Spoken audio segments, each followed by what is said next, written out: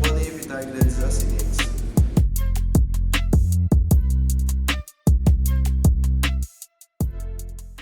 Quem tem filho pequeno em casa sabe que o ambiente doméstico, aparentemente inofensivo, pode guardar muitos perigos para os pequenos. São os móveis com quinas pontiagudas, uma piscina, uma escada. A cozinha, então, nem se fala. Pois é, então, para te ajudar a deixar a sua casa um pouco mais segura e a saber o que fazer para evitar problemas de segurança doméstica, a gente vai conversar hoje no programa Primeiros Passos sobre esse assunto.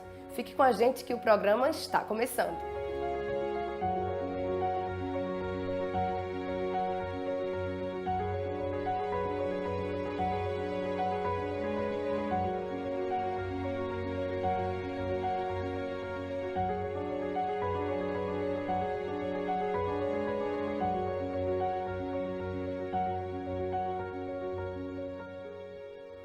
Já imaginou chegar na sua casa e encontrar o seu filhinho no parapeito da varanda?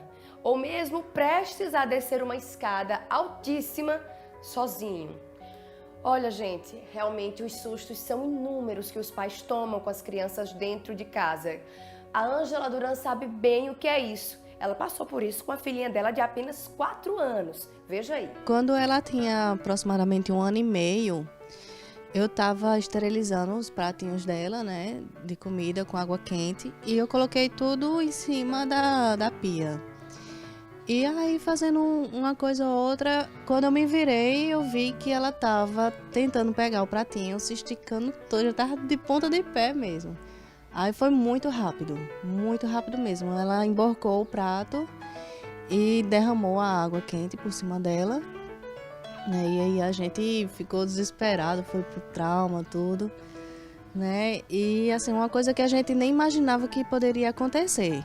Depois de ver a filha sofrer queimaduras na cozinha de casa, Elaina passou a tomar algumas medidas para prevenir os acidentes domésticos. A gente realmente ficou super atentos com essas coisas, não só de cozinha, né? Mas de tudo mesmo. A gente realmente ficou bem atento em relação a isso. A gente tomou algumas precauções, né? Colocou uma gradezinha na cozinha para quando estivesse cozinhando ela não entrasse. Né? A questão dos cabos das panelas, né? Tudo virado para dentro. Realmente alguns cuidados que a gente não tinha em relação à tomada, né? Ficar sempre prestando atenção. O celular quando está carregando, a gente não deixa ela pegar. Então, diversas coisas, né, que a gente realmente despertou. O caso de Letícia entra para as estatísticas da Sociedade Brasileira de Pediatria que revelam mais de 130 mil crianças são internadas por ano, vítimas dos acidentes domésticos. A maioria deles ocorre na cozinha. Dados do Ministério da Saúde apontam que 40% dos acidentes atendidos pelo Sistema Único de Saúde ocorrem em casa. Por isso, é muito importante atentar para algumas dicas. No fogão, por exemplo, é importante sempre que for fazer uso do fogão, nunca deixar o cabo da panela virado para fora, porque a criança ela pode pegar e acaba ocorrendo uma queimadura. O cabo ele sempre tem que estar virado para a parte interna, para a parte de dentro do fogão. É interessante também na cozinha ter muito cuidado com as quinas das mesas, porque a criança pode bater a cabeça e aí ocasionar algum ferimento, algum corte. É interessante também que os palitos de fósforo, os isqueiros estejam sempre longe do alcance da criança, para que ela não tenha acesso, porque isso aqui pode ocasionar uma queimadura. E é um acidente que é muito grave com as crianças também. É interessante que os garfos, os talheres, materiais pontiagudos, eles estejam também longe ou fora, né? Fora do alcance das crianças para evitar os cortes. O uso dos tapetes, de preferência tapetes antiderrapantes.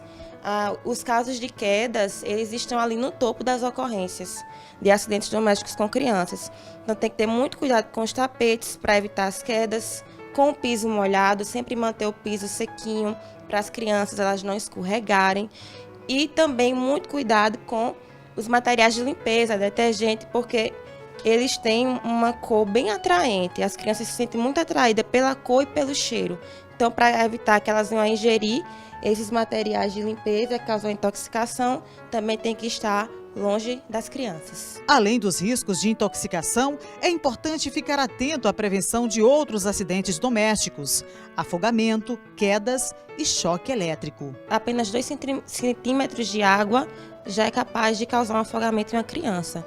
Então, por isso, tem que ter muito cuidado com balde, bacia, às vezes deixa um balde lá no banheiro, sempre manter emborcado. Se tiver piscina em casa, se não tiver grade de proteção, providenciar aquela lona que coloca em cima da piscina para que a criança não venha sofrer um afogamento. E é importante também que essas crianças sempre estejam supervisionadas pelos seus responsáveis. Outro caso bem comum é o choque elétrico, então é importante que todas as tomadas da casa elas tenham aquela proteção para a criança não colocar o dedinho, que os pais, os donos das casas não façam uso de teias, de extensões, porque pode causar uma sobrecarga elétrica e facilita a ocorrência do choque elétrico. São vários os acidentes que podem ocorrer dentro de casa. Mas atenção! No caso de ocorrências, chame o Corpo de Bombeiros. Caso algum acidente venha a ocorrer, manter contato urgente através de 193 com o Corpo de Bombeiros, porque a partir deste primeiro contato, nós já vamos estar passando as primeiras orientações e também vamos estar encaminhando as nossas ambulâncias de resgate para transferir a criança ao serviço hospitalar especializado. Pois é, você viu aí, né? Realmente os pais acabam passando por sustos muito grande. E a gente vai conversar agora com o Tenente Vilar, que vai nos ajudar a melhorar a nossa segurança doméstica, vai nos ajudar a compreender melhor o que fazer e como agir na hora que a gente precisa reagir até para socorrer uma criança. Obrigada pela sua participação, Tenente, aqui no programa Primeiros Passos. Realmente, como a gente viu aí na matéria, o ambiente doméstico pode ser bastante perigoso, né, para as crianças. Exatamente. E o nosso lar, né, muitas vezes não está preparado para receber uma criança. Às vezes os pais não se atentam, né, a certos cuidados pequenos que podem evitar acidentes. Tenente, quais são os acidentes mais corriqueiros que vocês observam? Bem, no nosso dia a dia a gente observa muita queda, né, envolvendo criança também, né. A criança às vezes ela cai, pisa escorregadio ou cai da cama e pode ter um caso mais grave de chegar a ter convulsão e a gente recebe esse tipo de chamada. Choque elétrico, né? E também queimaduras, né? Por incêndio ou mexendo numa panela quente. Afogamento doméstico e nas piscinas domésticas é comum também ou os pais têm mais cuidado? Não é tão comum, não é um tipo de incidente comum que a gente costuma responder, mas é um caso muito grave, né? As poucas chamadas dessa natureza que a gente recebe, ela precisa ter um cuidado muito especial na resposta.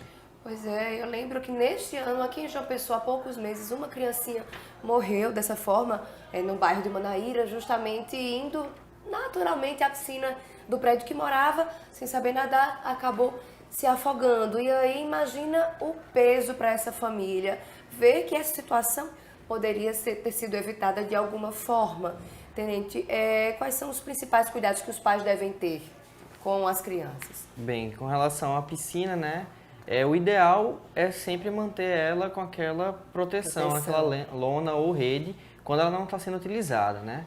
Às vezes 1 minuto de desatenção é suficiente para a criança se perder de vista e acabar sofrendo um acidente. A gente tem que ter muito cuidado com tomadas, fios desencapados pela casa, quinas de objetos, de imóveis, né, mesa.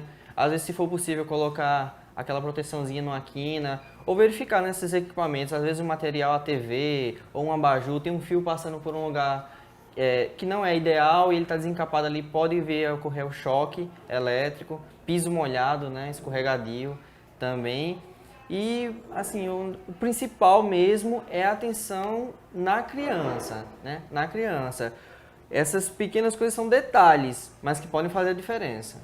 E por mais que a gente liste, né, esses acidentes mais corriqueiros, existe uma infinidade de acidentes que a gente só vai acabar descobrindo, muitas vezes até quando ocorrer, né? Exatamente. Porque, meu Deus do céu, parece que não acabam as possibilidades. É uma peça pequenininha que a criança acaba colocando na boca, porque está muito naquela fase oral, acaba levando tudo à boca e aquela pecinha provoca uma asfixia, às vezes até uma alimentação, a criança comer um pedacinho maior do que a capacidade dela, pode gerar também um engasgo, que isso pode ser preocupante também.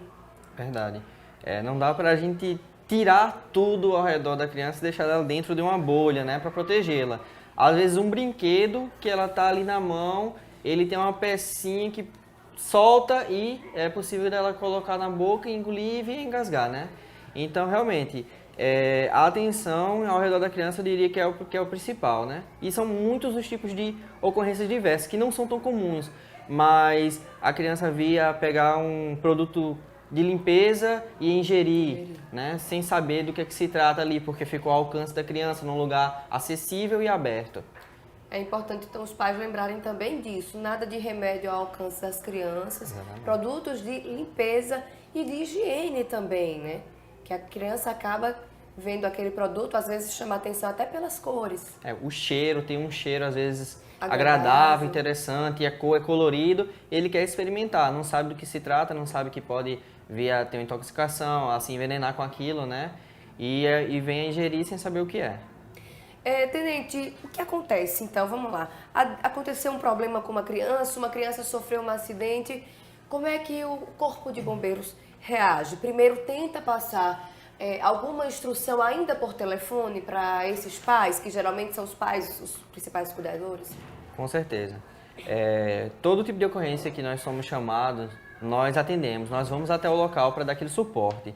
Mas a ligação, o telefonema, assim que o atendente ele recebe o telefonema, é um momento crucial, que a partir desse momento pode desenvolver uma ocorrência bem simples ou muito agravada.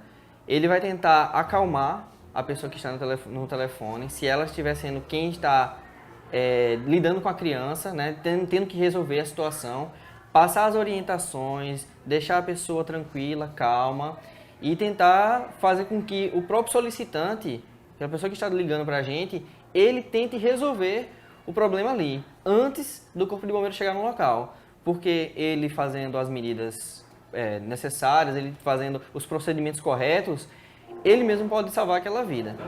E às vezes a criança, a vítima, não tem nem tanto tempo de espera. Exatamente. Né? No caso de engasgo, né, alguns minutos já é suficiente para ver o engasgo se transformar numa parada respiratória, parada cardiorrespiratória, e aí quando a gente vai chegar ao local já a criança já está em parada, e para reverter essa situação é muito mais difícil do que simplesmente se a mãe tivesse colocado a criança no colo, feito o procedimento correto e tirado aquele objeto que estava obstruindo as vias.